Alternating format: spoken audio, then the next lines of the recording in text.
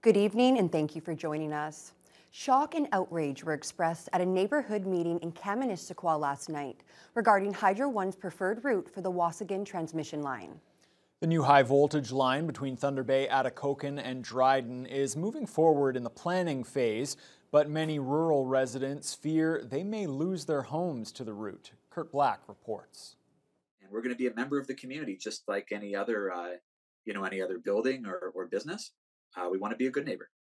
That comment last week from Hydro One's Daniel Leviton is in stark contrast to the stories that were shared Wednesday night at the Kaministiquia Community Center, as over 50 area residents came together to voice their displeasure with the proposed Waasigan transmission line project. The picture that we received shows the line going directly through the foundation of my brand new house.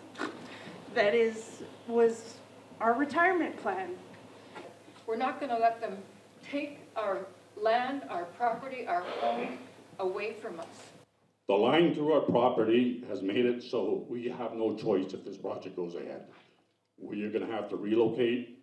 Ian Pisey is just one of a number of residents who will be forced to move if the project goes ahead as planned, as the proposed route will go right through the home he and his wife had planned on spending their retirement in. I think they need to be aware of the human cost of somebody sitting in front of a computer in 905 or 519 and drawing a line on a map. And I think by having this session tonight, we're going to collect that information from these people to show what that human cost is.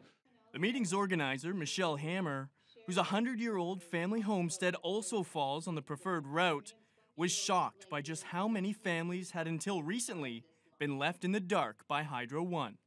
We were not properly disclosed to. A lot of people didn't even know until they looked online and they saw a line running through their house and their barn.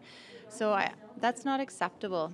Amongst all the emotion Wednesday night, former lawyer David Airyu was on hand to share his expertise in dealing with large corporations and believes as long as the community remains a united front, they'll have a fighting chance at protecting their land.